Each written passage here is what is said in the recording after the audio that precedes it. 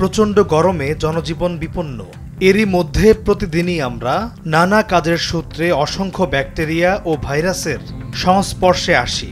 এসব থেকে আমরা পরিষ্কার পরিচ্ছন্ন থাকতে এবং গরম থেকে বাঁচতে অনেকেই বারবার গোসল করে থাকি, আর প্রত্যেকবারই ঘন ঘন সাবান মেখে থাকি। সাবান মাখলে এসব সংক্রমণের হাত থেকে নিস্তার পাওয়া যায়।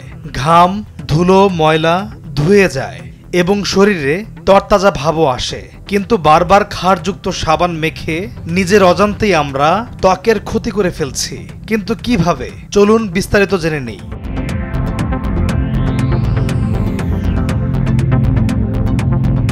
দিনে কতবার গোসল করবেন কিংবা করবেন না তা একান্তই আপনার ব্যক্তিগত ব্যাপার। তবে প্রতিবারই গায়ে ক্ষারযুক্ত সাবান মাখার প্রয়োজন নেই। বারবার সাবান দিয়ে গোসল করার পর তরতাজা লাগলেও আদতে তা ত্বকের জন্য বেশ ক্ষতিকর। ঘন ঘন সাবান ব্যবহারের ফলে ত্বক অতিরিক্ত শুষ্ক হয়ে পড়ার প্রবণতা বাড়তে থাকে। এর প্রভাবে গায়ের র্যাশ, চুলকানির সমস্যাও বেড়ে যেতে পারে।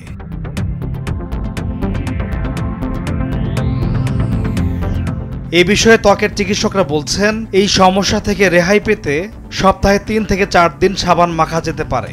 রোজ সাবান মাখতে হলে এমন সাবান বেছে নিতে হবে যেগুলোর মধ্যে ক্ষার জাতীয় কোনো রাসায়নিক নেই।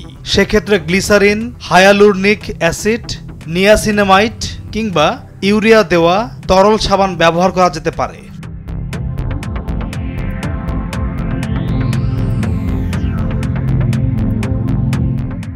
গরমকালেও ত্বকে ময়েশ্চারাইজার কিংবা ক্রিম মাখতে হবে, বিশেষ করে শরীরের খসখসে কিংবা অতিরিক্ত শুষ্ক অংশগুলোতে, যেমন পিঠ, ঘাড়, হাতের কনুই, নিতম্ব, হাঁটু, গোড়ালি এবং 2 পায়ে নিয়মিত ময়েশ্চারাইজার লাগাতে হবে।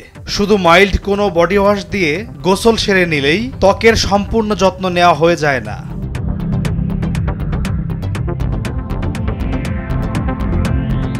বডি লোশন কিংবা ময়েশ্চারাইজারও ত্বকের ধরন বুঝে কিনতে হয়। গ্লিসারিন, হায়ালুরনিক অ্যাসিড, নিয়াসিনামাইড কিংবা ইউরিয়া এবং শিয়া বাটার, যার যেটি প্রয়োজন সেটি বুঝেই ময়েশ্চারাইজার কিনতে পারেন।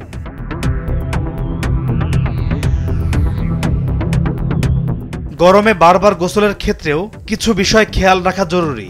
যেমন যতই গরম পড়ুক অনেকক্ষণ পানির তলায় থাকা যাবে না। খুব বেশি হলে 10 মিনিট আপনি শাওয়ারের নিচে থাকতে পারেন। রোদ থেকে ফিরেই গোসল করা কিন্তু ঠিক নয়। কমপক্ষে 5 থেকে 10 মিনিট বিশ্রাম নিয়ে গোসল করা উচিত।